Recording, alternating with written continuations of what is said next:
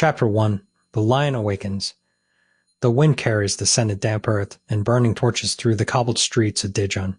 It is the year of our Lord 1363, and the air hums with the quiet tension of a kingdom on the cusp of greatness. The Duke of Burgundy, Philip the Bold, stands at the window of his chamber, his fingers tracing the edge of a parchment map.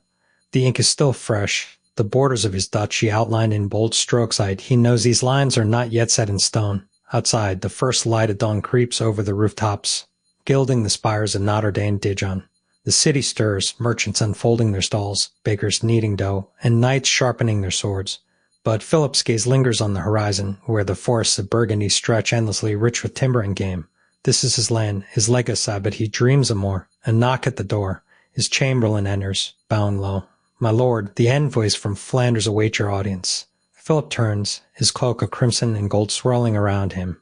"Let them wait." His voice is steady, but there is fire beneath it. "First, bring me the ledgers. The taxes from the vineyards, the tolls from the rivers, the gold from the mines. I want to know every coin that flows into my coffers." The chamberlain hesitates. "As you command, my lord." He withdraws, leaving Philip alone once more. The duke's fingers drum against the armrest of his chair. Burgundy is wealthy, yes, but wealth alone does not make a kingdom. Power does. And power is built not just on gold, but on alliances, on art, on the unshakable belief that one's name will echo through history. A servant enters, bearing a silver tray of spice wine. The goblet chimes as Philip takes it, the liquid catching light like liquid amber. He drinks deeply, the warmth spreading through him. This is the moment when a duke becomes more than a ruler, when he becomes a visionary. Beyond the walls of Dijon, the world is shifting. The 100 Years' War rages in the south. Kingdoms rise and fall like tides. But Burgundy will endure. It will flourish. It will become a beacon of culture, a fortress of strength, a name whispered in fear and admiration across Europe.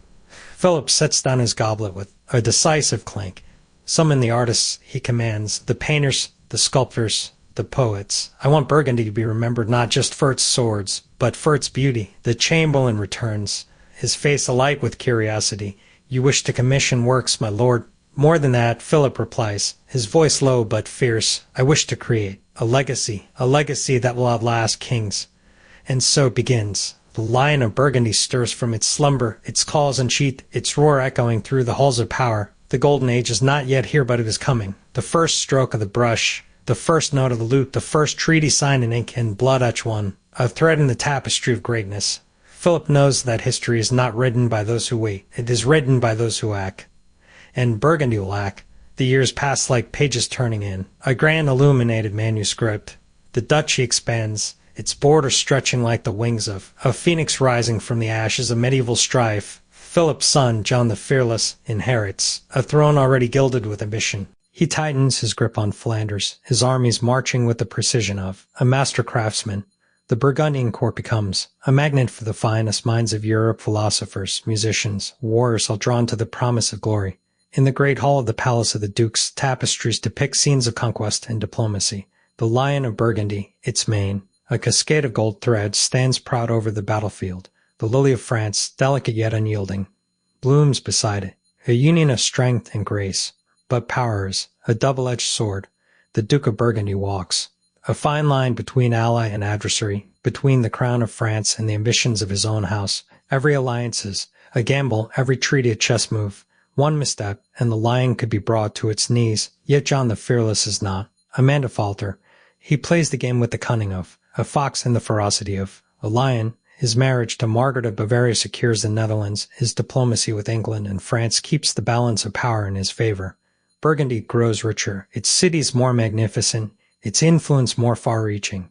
And then comes Charles the Bold, the third in this line of visionaries, the one who will take Burgundy to the very brink of empire. His reign is marked by grandiosity, castles built to defy the heavens, armies that march like the tide, a court that rivals the splendor of Rome. But greatness comes at a cost. The lion's roar grows louder, its ambitions bolder, but so do the threats. The French king Loam liches with narrowed eyes, the Swiss Confederacy, the Habsburgs, the Italian city-states, they all see Burgundy's rise and wonder if it will be their downfall. Charles the Bold does not care.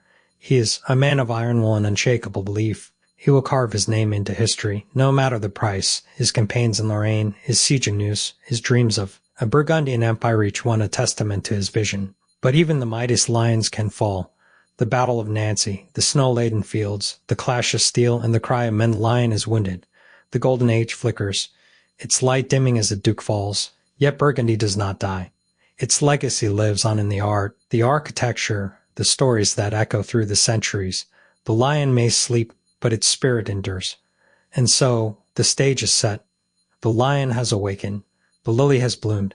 The golden age of Burgundy is written in the annals of time, a tale of ambition, beauty, and the unyielding pursuit of greatness. The next chapter awaits.